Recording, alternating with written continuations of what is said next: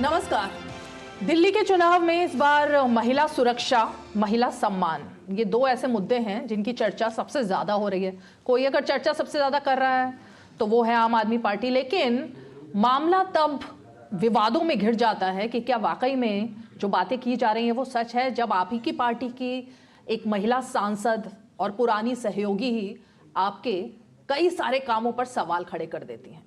स्वाति मालीवाल पिछले कई दिनों से हम देख रहे हैं कि वो एक के बाद एक दिल्ली सरकार और आम आदमी पार्टी की सरकार के खिलाफ मोर्चा बांधे हुए हैं, कई मुद्दे उठा रही हैं, जनता के बीच जा रही हैं और दिखा रही हैं कि आखिर वादे क्या थे और सच्चाई क्या है। लेकिन इसके पीछे बहुत सारे उन पर भी आरोप लग रहे हैं। जरा आज हम सीधी बेबाक बात उन्हीं से डीडी डायलॉग में करेंगे और जानने की कोशिश करेंगे कि सच्चाई आखिर है क्या स्वाति मालीवाल की। स्वाति मालीवाल जी हमारे साथ हैं, राज्यसभा की सांसद और 3 बार दिल्ली महिला आयोग की अध्यक्ष रह चुकी हैं। बहुत बहुत स्वागत है स्वाति जी आपका। नमस्ते। पहला सवाल तो यही कि मैं आपके लगातार वीडियोस देखती हूँ आजकल, आप खुद ही एक रिपोर्टर की तरह जनता के बीच जा रही हैं, बेबाक तरीके से बात भी कर रही हैं, तो क्यों मतलब अपनी सरकार जो रही 20 सालों का साथ रहा, अचानक से अब ये तमाम चीज़ें? मैं एक मेंबर ऑफ पार्लियामेंट हूँ। मेरी लड़ाई किसी सरकार के खिलाफ नहीं है, मेरी लड़ाई दिल्ली के फेवर में है।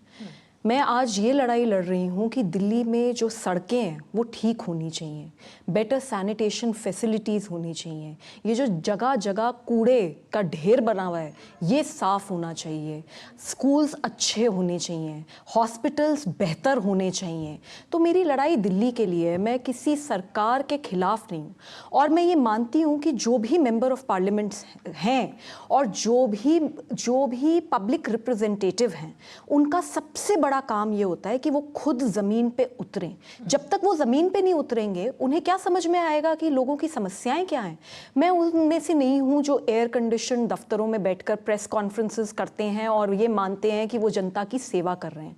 मैं इस देश की यंगेस्ट वुमेन पार्लियामेंटेरियन हूँ फ्रॉम राज्यसभा, और मेरे को लगता है कि मेरी ये ड्यूटी बनती है कि मैं लोगों के बीच में जाऊँ, उनकी समस्याएं समझूं और उनकी समस्याओं को उठाऊं। जैसे मैं पंखा रोड गई, पंखा road is an arterial road of Delhi. जब मैं वहाँ पे पहुँची, वहाँ पे वो इतनी बड़ी सड़क है, उसमें से 2/3 हिस्से के ऊपर पिछले 2 सालों से बस कूड़ा ही कूड़ा पड़ा है। बस, ऑटो, साइकिल, गाड़ियाँ सब एक लाइन में धीरे धीरे करके कई घंटों का जाम लगता है। तो ये जो समस्या है जो 2 साल से वहाँ के लोग भुगत रहे हैं, मैं वहाँ पे गई, मैंने वो इशू उठाया और 1 दिन के अंदर अंदर एमसीडी द्वारा जेसीबी लगाई गई और वो सड़क आज भी साफ है। और ये मैं आपको 1-1.5 महीने पुरानी बात बता रही हूँ। तो मेरे को लगता है कि जो मेंबर ऑफ पार्लियामेंट हैं उनकी मेन ड्यूटी बनती है कि जनता के बीच में रहें, जनता जो उनसे सवाल उठा रही है वो जो सरकारें हैं उनको रेज करें। So that is exactly what I am doing. I am not fighting against the Delhi government, I am just raising issues of the public and I think it is my duty to do so. लेकिन एक जिस party ने आपको चुनकर भेजा होता है, चाहे वो लोकसभा हो या राज्यसभा हो, उस पार्टी के प्रति आपकी एक निष्ठा होती है, आपके कुछ कर्तव्य होते हैं। आपको लगता है कि अपनी ही पार्टी के खिलाफ ये सब मुद्दे उठाना, जिसने आपको मतलब ऑब्वियसली चैरिटी में तो कोई नहीं भेजता है, काम की बदौलत ही 20 साल से आपकी लगन, आपकी मेहनत थी, इसलिए आप राज्यसभा गई, लेकिन क्या ये सही है? क्या जनता के मुद्दे उठाना सही नहीं है? मतलब हम ऐसे पार्टी पॉलिटिक्स करें कि अगर कुछ गलत हो रहा है तो हम उसके ऊपर अपनी आंखें बंद कर दें, तो ये तो फिर ट्रेडिशनल फॉर्म ऑफ पॉलिटिक्स हो गई। मैं जिस फॉर्म ऑफ पॉलिटिक्स से आती हूँ, मैं आम आदमी पार्टी की सांसद हूँ और आज भी आम आदमी पार्टी की सांसद हूँ, और मुझे ये लगता है कि जो काम मैं कर रही हूँ उससे आम आदमी पार्टी का भला ही हो रहा है। क्योंकि आज की जो सरकार है वो बहरी हो रखी है। अरविंद केजरीवाल जी और आतिशी मार्लेना जी ये रोज उठते हैं और एक प्रेस कॉन्फ्रेंस करते हैं, और इन्होंने पता नहीं कई 100 प्रेस कॉन्फ्रेंस कर दिए। इनके हिसाब से तो इनके प्रेस कॉन्फ्रेंस अगर देखें तो दिल्ली, लंदन और पेरिस बन चुका है। तो मैं उनको ही दिखाना चाह रही हूँ, उनको ही समझाना चाह रही हूँ कि सुधर जाओ। अगर आप आज नहीं सुधरोगे तो जनता सुधार देगी। तो मेरी अंडरस्टैंडिंग में मैं तो अपनी पार्टी के लिए बिल्कुल काम कर रही हूँ, क्योंकि अगर मैं किसी एरिया में जा रही हूँ, वहां पे लोग बता रहे हैं, जैसे मैं संगम विहार गई, वहां पे सड़कों में यहाँ तक पानी है, स्विमिंग करके मेरे को खुद निकलना पड़ा उस सड़क से, तो एक तो ये बताइए कि जब तक मैं एज अ पब्लिक रिप्रेजेंटेटिव मैं वो नहीं करूंगी तो मुझे जब लोगों का दर्द समझ नहीं आएगा तो मैं उनके लिए कैसे लड़ूंगी, नंबर 1। नंबर 2, जब मैं वहां से निकली, मैं वहां पे हर लोगों से बात करी है, मतलब मैं वहां सुबह 9 बजे पहुंची थी, शाम को 6 बजे मैं उस एरिया से बाहर निकली हूं, और इस पूरे टाइम पे मेरे को हर इंसान ने ये कहा कि जो एमएलए है, जो इस बार का भी हमारा प्रत्याशी है, वो पिछले 5 साल में जब वो जीत गया उसके बाद कभी लोगों के बीच में आया ही नहीं है। पहले साइकिल पे चलते थे, अब फॉर्च्यूनर पे चलते हैं। तो अगर ये बात मैं बताऊंगी नहीं तो फिर मेरे को लगता है कि कहीं ना कहीं I am not doing my duty properly. See, as a member of parliament, what is my duty? My duty is to actually tell the people what is happening, and my duty is to work towards it. And if you look at my entire tenure as the Delhi Commission for Women chairperson, तब अगर आप मेरा पूरा tenure देखेंगी 9 साल का, मैं हर रात निकलती थी। कितनी दिल्ली की स्ट्रीट लाइट्स हैं जो मैंने ही ठीक कराई हैं, वो भी दिल्ली गवर्नमेंट की हैं। मैंने कितने टॉयलेट्स में जाकर इंस्पेक्शंस कराया, उसको एक्सपोजे कराया, उसके बाद मीटिंग्स बुलानी पड़ गई हैं टॉप लेवल पे कि भाई ये पहुंच गई वहां पे, उसने हालात दिखाए और हमें अब इसके ऊपर काम करना पड़ रहा है। तो टॉयलेट्स हो, स्ट्रीट लाइट्स हो, बसेस हो, ये सारे इंस्पेक्शंस मैं तो हमेशा से करती आई हूँ, बिकॉज मैं एक बिल्कुल जमीन की कार्यकर्ता हूँ। 2006 में इंजीनियरिंग की जॉब मिली थी, वो खत्म, वो मैंने ज्वाइन नहीं करी, मैं तब से लेके अब तक जमीन पे काम कर रही हूँ। तो मेरा हमेशा का स्टाइल है। And I really feel that everybody, whoever is a member of parliament, whoever is a member of the legislative assembly, whoever is a councillor, it is their moral duty to be on the ground. जब ये आप बातें कर रही हैं, जब DCW और ये तमाम चीज़ें आप ये मुद्दे उठाती थी, तब आपको अरविंद केजरीवाल अप्रिशिएट करते थे इन सब के लिए कि आप ये मुद्दे उठाती हैं? जी, जिस दिन उनके घर में मेरी पिटाई हुई, उनके ड्राइंग रूम के अंदर, उसके 2 दिन पहले तक मैं देश की लेडी सिंघम थी उनके हिसाब से। दिल्ली महिला आयोग में 9 साल में 1,70,000 केसेस की सुनवाई करी है हमने, जबकि हमसे पहले जो चेयरपर्सन थी उन्होंने 8 साल में सिर्फ 1 केस की सुनवाई करी थी। हर दिन 4,000 कॉल्स आ रही थी हमारी 181 विमेंस हेल्पलाइन पे। हमने एक ऐसा नेटवर्क सेटअप करा था, there were 23 cars with hundreds of counsellors on the ground. जैसे ही कॉल आती थी पुलिस हमारे पास कि पुलिस काम नहीं कर रही, लड़की को छुड़ाना है, इमीडिएटली मेरी टीम जाती थी। And on that through that 2,500 rescue operations have been led by us. हजारों लड़कियों को हमने सेक्स ट्रैफिकर्स से बचाया है। 2000 कोर्ट हियरिंग्स में हमने सेक्सुअल असॉल्ट सर्वाइवर्स की मदद करी है। 65,000 सेक्सुअल असॉल्ट सर्वाइवर्स को over the period of 9 years हमने काउंसिल करा है।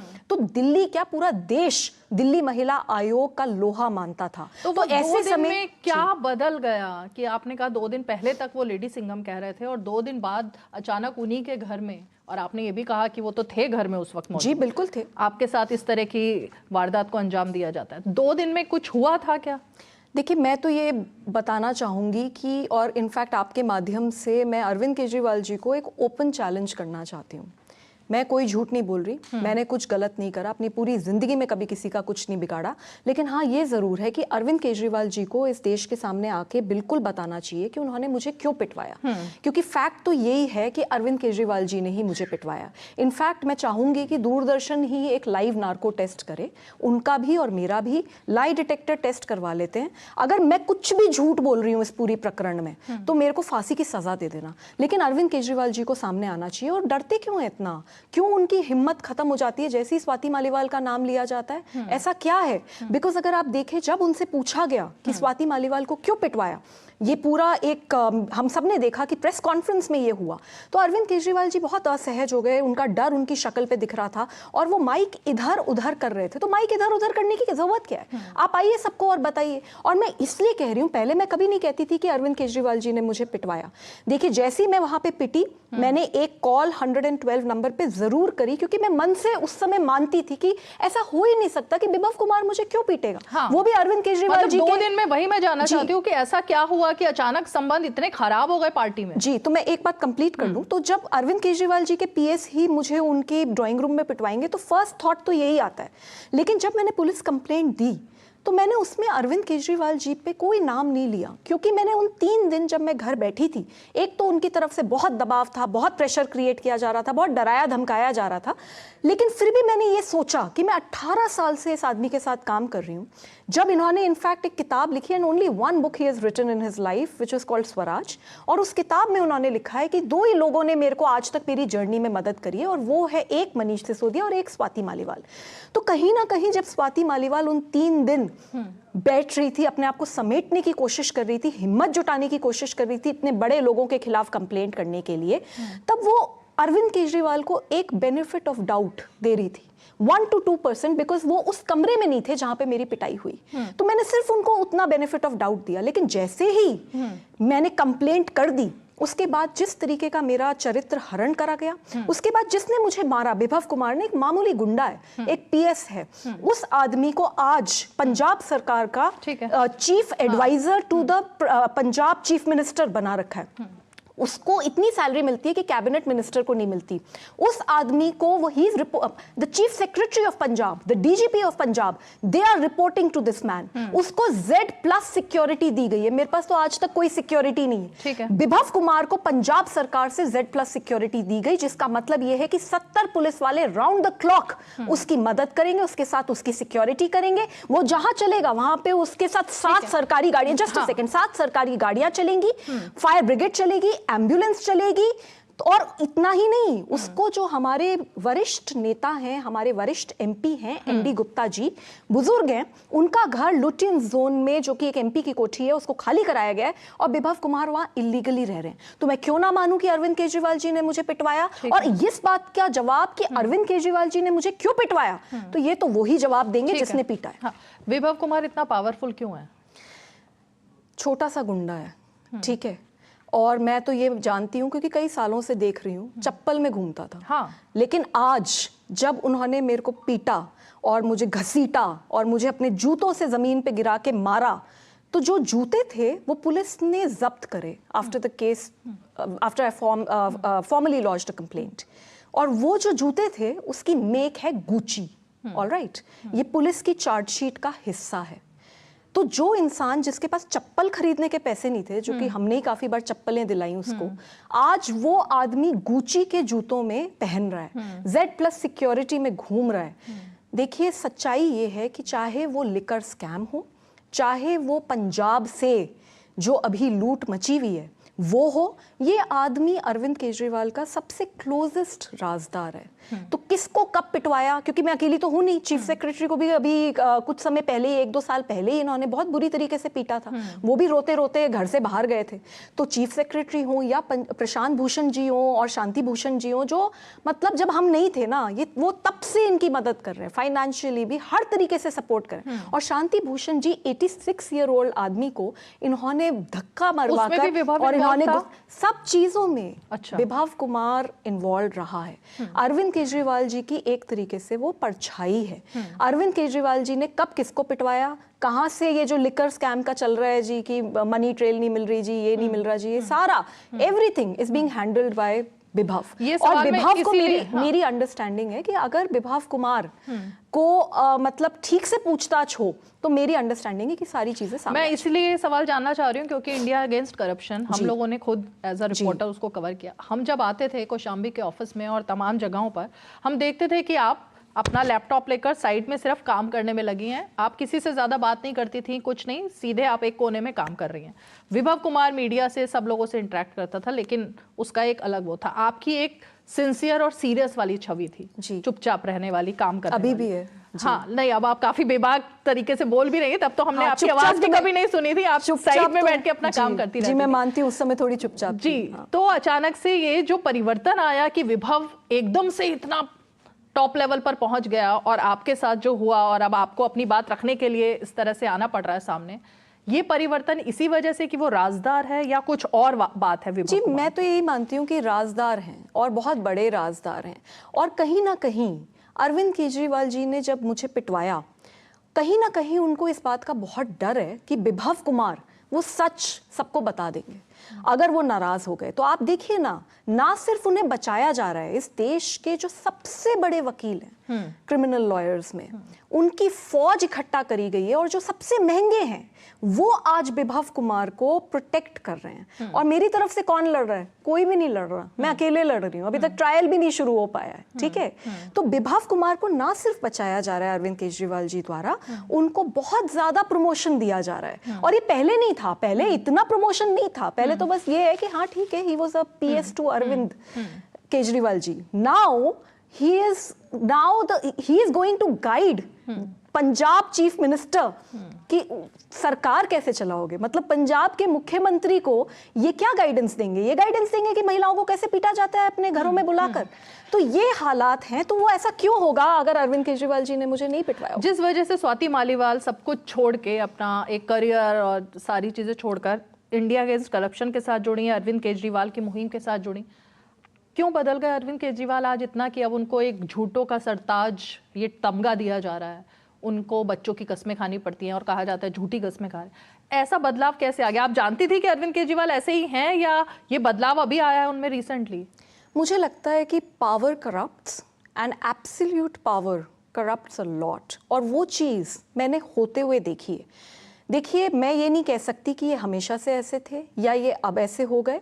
मैं इतना ज़रूर जानती हूँ कि 2006 में मैंने अपनी इंजीनियरिंग की पढ़ाई ख़त्म करी और उसके बाद मैं इनके साथ जुड़कर, संतोष कोहली और हमारे 4-5 ही लोग थे उस वक्त, हम सब लोग मिलकर मैं झुग्गियों में 7 साल रही हूँ, क्योंकि मैं ये समझना चाहती थी कि लोगों की समस्याएं क्या हैं और उनको मैं कैसे रिजॉल्व कर सकती हूँ। लेकिन मेरी तो उनसे पर्सनल बहुत बार बात हो चुकी है। वो बताते हैं कि वो नास्तिक हैं और पहले तरीके से नास्तिक पहले था, लेकिन अब उनकी भगवान में आस्था है। नहीं, ऐसा कुछ भी नहीं है। अभी बहुत रिसेंटली भी मेरी उनसे बात हुई थी, तब भी वो यही बोलते हैं। देखिए, आपको कुछ इमेज दिखाते हैं, कुछ होते कुछ और हैं, वो सब चल रहा है। तो ये वो अब हुए हैं या पहले से ऐसे ही हैं? आप मुझे एक बात बताइए, मैं 2 चीजें से मैं भी, मतलब मुझे भी समझ नहीं आता। जब स्वराज किताब लिखी गई थी अरविंद केजरीवाल जी के द्वारा, उस किताब में ये लिखा गया था कि जब कोई ठेका कहीं पे खुलेगा तो वहां की जो महिलाएं वो निर्णय लेंगी कि ठेका यहाँ खुलेगा या नहीं खुलेगा। लेकिन जब पावर आई और सरकार आया और अंधाधुन पैसा आया इनके पास, तो जब ठेके खुलवाने हुए तो इन्होंने लिकर स्कैम करा। मतलब लिकर स्कैम, मतलब हर गली में ठेके खुल गए। मेरे पास इतनी कंप्लेंट्स आई, वहां जहां महिलाएं रेजिडेंशियल एरिया में ऊपर रह रही हैं, नीचे ठेका खुल गया। गली में जो गुरुद्वारा है उसके बगल में ठेका खुल गया, मंदिर के बगल में ठेका खुल गया, और 1+1 शराब मुफ्त मिलने लग गई दिल्ली में। तो ये कैसे? ये दिखता नहीं कि कितना विरोधाभास है कि आपकी कथनी क्या है और आपकी करनी क्या है। हम ये कहते थे अरविंद केजरीवाल जी ने तो कस्में खाई हैं और उन्होंने कहा है कि मैं कोई बड़ा घर नहीं लूंगा, मैं कोई सिक्योरिटी नहीं लूंगा, मैं किसी भी प्रकार की सरकारी गाड़ी नहीं लूंगा। आज ग्लॉस्टर से कम में ये बात नहीं करते, ठीक है। इनके पास बड़ी बड़ी गाड़ियां हैं और ये सब जानते हैं, इसमें कोई नई बात नहीं मैं बता रही। एक सेकंड। हाँ। और सिक्योरिटी तो हम देख ही रहे हैं कि इनको Z+ सिक्योरिटी दिल्ली पुलिस से मिली हुई है, लेकिन फिर भी इन्होंने इलीगली पंजाब से Z+ ले रखी थी और अभी भी लड़ाई चल रही है कि भी पंजाब की Z+ और मिल जाए। मतलब 60 पुलिस वाले काफी नहीं है, इनको 120 पुलिस वाले चाहिए राउंड द क्लॉक। और तीसरा, शीश महल बनाते हैं ये। कोविड में जब दिल्ली जल रही थी, लाशें जल रही थी, तब अरविंद केजरीवाल जी कई 100 करोड़ का एक शीश महल बना रहे थे। 6 करोड़ के पर्दे हैं मैम उसमें, 50 लाख का उसके अंदर कारपेट है, तो और एक बार, जस्ट अ सेकेंड मैम, उसके अंदर बार तक है। तो सरकारी पैसों से, जनता के टैक्स के पैसों से, एक गरीब इंसान भी इस देश में टैक्स देता है। जब वो 5 रुपए की माचिस की टिकिया खरीदता है ना, उसमें से भी 50 पैसे टैक्स होता है। उस टैक्स से अरविंद केजरीवाल जी बार बना रहे थे। तो ये सब मुद्दे जब आप पार्टी में, जब आपकी स्थिति ठीक थी, जब आपकी सुनी जाती थी, आपने ये मुद्दे उठाए थे कि क्यों बदल गए इतना, हम तो इस वजह से साथ में नहीं आए थे, हमारा तो मुद्दा कुछ और था जी, लेकिन अब लगातार ऐसी बातें हो रही हैं। जी, मैं हमेशा से बेबाक रही हूँ और ये जो 9 साल, तो आपकी बातें सुनी जाती थी, क्या जवाब मिलता था? जी, जब इतने पैसे की बात हो रही होगी तो स्वाति मालीवाल की बात क्यों सुनी जाएगी? अगर स्वाति मालीवाल की बात सुनी गई होती तो ये शीश महल नहीं बनता, ना ही ये लिकर स्कैम होता, मैं ऐसा मानती हूँ। तो आप चाहती हैं इस बार बीजेपी आए और आम आदमी पार्टी हार जाए? मैं ऐसा चाहती हूँ कि जनता जो है वो सोच समझ के वोट करे। मैं किसी पार्टी को जिताने के लिए काम नहीं कर रही, मैं किसी पार्टी को हराने के लिए काम नहीं कर रही, लेकिन हाँ ये ज़रूर है कि आज जो दिल्ली के हालात हैं वो मेरा मानना है, क्योंकि मैं 20 साल से ज़मीन पे काम कर रही हूँ, Delhi is at its worst. आप एयर पोल्यूशन देख लें, आप यमुना के हालात देख लें, आप हर दूसरी सड़क देख लीजिए वो टूटी पड़ी है, नालियाँ ओवरफ्लो कर रही हैं। मैं कल गई थी देवली, मतलब वहाँ इतनी गंदगी है और गरीब लोग रहते हैं, तो गरीब जो इंसान है क्या वो लाइफ ऑफ डिग्निटी डिजर्व नहीं करता? एमएलएज आ नहीं रहे हैं, तो ये सवाल तो जनता पूछ रही है और मैं वो जो जनता पूछ रही है उसके बारे में ही बात कर रही हूँ। आप जनता के सवाल उठा रही हैं, लेकिन आम आदमी पार्टी कह रही है कि आप बीजेपी की एजेंट बन गई हैं। वो स्क्रिप्ट लिख कर देते हैं आपको रोज सुबह और आप स्क्रिप्ट पढ़ देती हैं बीजेपी की। बीजेपी से कुछ तालमेल चल रहा है क्या आज? जिस लड़की ने कभी इन्हीं की स्क्रिप्ट नहीं पढ़ी वो किसी और पार्टी की स्क्रिप्ट क्या पढ़ने वाली है? हाँ। मैंने तो अपनी जिंदगी में कभी किसी की स्क्रिप्ट नहीं पढ़ी। मैं मणिपुर गई थी और अकेली गई थी। एक वंदना सिंह हैं जो यहाँ बैठी भी हैं अभी, वो मेरे साथ गई थी। बस हम 2 महिलाएं गए थे। हमारे पास इनकी तरह Z+ सिक्योरिटी नहीं है, हमारे पास कोई बुलेट प्रूफ गाड़ी नहीं थी, ऑटो में गए थे, हमारे पास कोई रिसोर्सेज नहीं थे, खुद ही अपने पैसे लगा के गए थे। क्यों गए थे? क्योंकि हमें लगा कि वहां दंगे हो रहे हैं और उन महिलाओं की हमें मदद करनी चाहिए। अकेले गए थे। अरविंद केजरीवाल जी से तो थोड़ी ज्यादा हिम्मत है, क्योंकि ये क्या करते हैं, जब दिल्ली जल रही थी और दिल्ली में राइट्स हो रहे थे, तब अरविंद केजरीवाल जी ने क्या करा, ये जाकर राजघाट पे आधा घंटे के लिए बैठे और फिर अपने घर में जाके छुप के बैठ गए। मैं तब भी इनके पास गई थी, मैंने तब भी इनसे बहुत भीख मांगी थी कि हम कहते हैं कि हम महात्मा गांधी जी को फॉलो करते हैं। जब देश में राइट्स हुए, महात्मा गांधी जी वहां खड़े हुए और उन्होंने कहा कि पहली गोली मुझे मारो, और अरविंद केजरीवाल जी अपने घर के अंदर छुप के बैठ गए। जब ये नहीं निकले तब मैं और वंदना हम लोग अकेले गए हैं। हमारे पास कोई बड़ा सिस्टम, कोई बड़ी गाड़ी नहीं है, कुछ नहीं है। एक सेकंड, हम लोग वहां पे राइट्स के बीच में गए और लोगों की मदद करी। तो मेरा ये कहना है कि अगर आप लोगों के लिए काम नहीं कर सकते तो वो ना दिखने लगता है। आम आदमी पार्टी आपको जवाब देती है और वो कहती है कि आप महिला सुरक्षा की बात करती हैं, आप कहती हैं कि अरविंद केजरीवाल महिला विरोधी हैं, तमाम मुद्दे हैं। लेकिन जब अरविंद केजरीवाल जेल में थे तो उन्होंने एक महिला को ही मुख्यमंत्री बनाया, आतिशी को। तो महिला विरोधी कैसे हुए? बाकी पार्टी में जो और महिलाएं हैं वो भी ये सवाल नहीं खड़ा कर रही हैं आपके अलावा। जी, मैं ना इससे पहले, क्योंकि आपने बीजेपी के एजेंट की बात बोली थी, वो थोड़ी इनकम्प्लीट रह गई। मैं आपको ये बताना चाहती हूँ कि जो इंसान सवाल पूछ ले इनसे, वो बीजेपी का एजेंट है। चीफ सेक्रेटरी भी बीजेपी के एजेंट है, प्रशांत भूषण जी, शांति भूषण जी भी बीजेपी के एजेंट हैं। और मुझे बस इतना बता दीजिए, जो लड़की मरने से नहीं डरती उसको कोई पार्टी क्या लोभ दे देगी और क्या डरा देगी। तो बिल्कुल क्लियर है कि ये अगर इनका झूठ पकड़ा जाता है तो उसके बाद इनका बस एक रटा रटाया जवाब है कि वो सामने वाला बीजेपी का एजेंट है, जो कि बिल्कुल गलत है। और ये तो कह रहे थे कि जैसे ही लोकसभा का चुनाव खत्म होगा स्वाति मालीवाल बीजेपी ज्वाइन कर लेंगी, ये हो जाएगा वो हो जाएगा। मैं तो आज भी अपनी पार्टी में लड़ रही हूँ और आज भी अपनी पार्टी के लिए काम कर रही हूँ कि भाई सुधर जाओ।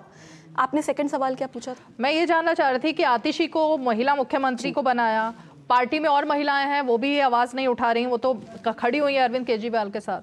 तो क्या ये कोई पर्सनल अब लड़ाई बन गई है स्वाति मालीवाल की, या वाकई में आम आदमी पार्टी की लड़ाई है? देखिए, अरविंद केजरीवाल जी का जो एटीट्यूड है वो बहुत डिक्टेटोरियल है, और जहां तक उन्होंने आतिशी मार्लेना जी को मुख्यमंत्री बनाया तो वो तो खुद ही ये बोल रहे हैं कि ये टेम्पररी सीएम है। हम पूरे देश ने देखा, और मेरी अंडरस्टैंडिंग में एक बहुत ही गंदा विजुअल था कि एक महिला को तुमने मुख्यमंत्री बनाया और उसके बाद उनको ये बोला गया कि मेरी सीट खाली छोड़ो और बगल में बैठो। तो ये क्या मैसेजिंग है? क्यों एक पपेट सीएम की तरह आतिशी मार्लेना जी को ट्रीट करा जा रहा है? मेरी अंडरस्टैंडिंग में ये बहुत गलत है, क्योंकि जब एक महिला सीएम बनती है, और मैं ऐसा मानती हूं कि महिलाओं के अंदर ज्यादा संवेदनाएं होती हैं, अगर वो स्ट्रेंथ दिखाना चाहे ना, तो मैं ऐसा मानती हूं कि पिछले 4 महीने में दिल्ली की स्थिति सुधर सकती थी बनिस्बत कोई स्ट्रांग महिला को अगर मुख्यमंत्री बनाया गया होता। आतिशी मार्लेना जी मेरी अंडरस्टैंडिंग में एक 0 परफॉर्मेंस मिनिस्टर रह चुकी हैं और एक 0 परफॉर्मेंस चीफ मिनिस्टर हैं। आप मुझे बताइए ना, काम क्या किया है? वाटर मिनिस्टर रह चुकी हैं वो, और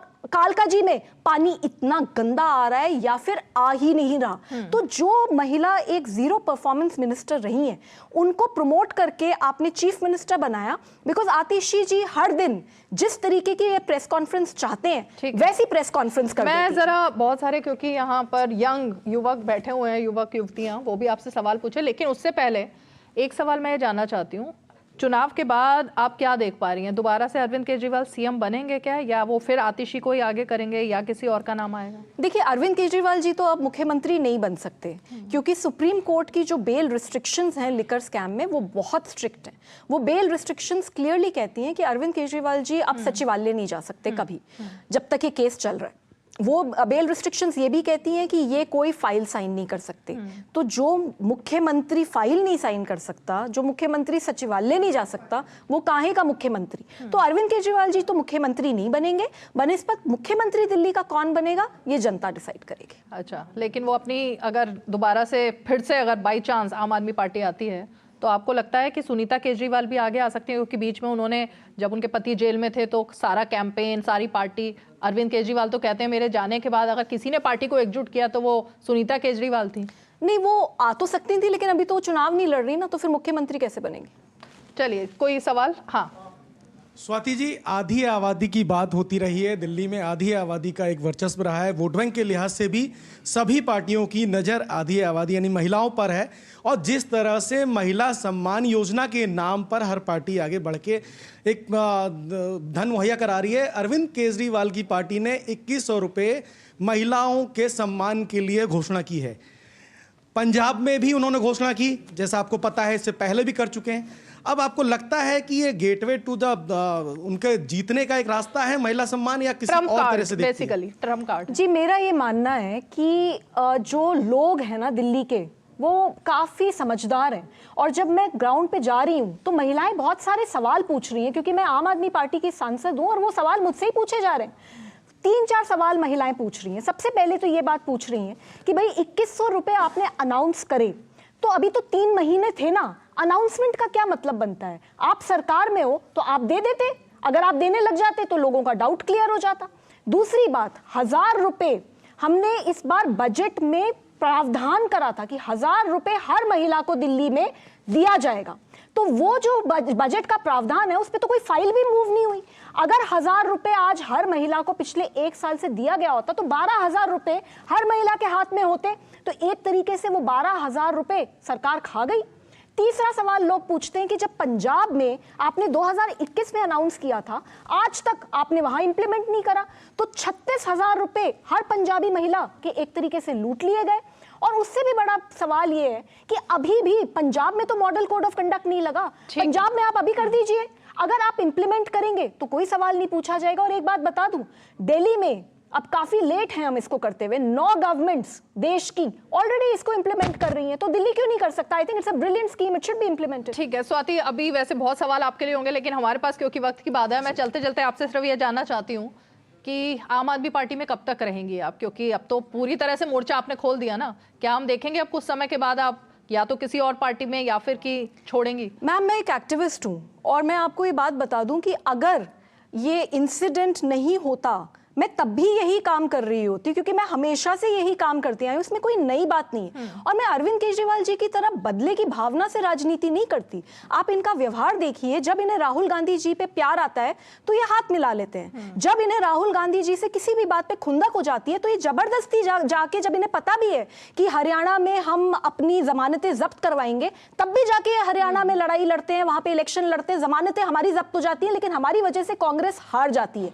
तो ये जो बदले की भावना की राजनीति है, ये जो बिना विचारधारा की राजनीति है, ये जो पॉलिटिकल कन्वीनियंस की राजनीति है, मैं तो ये कभी भी नहीं करती। अगर ये इंसिडेंट नहीं भी हुआ होता, मैं तो इसी तरीके से जनता की आवाज उठा रही होती, और मैं आज भी उठाऊंगी, हमेशा उठाती हूँ। बहुत बहुत शुक्रिया स्वाति मालीवाल, और बेस्ट ऑफ लक आपके फ्यूचर के लिए। आप इसी तरह से मुद्दे उठाएं। बहुत बहुत शुक्रिया। Thank you.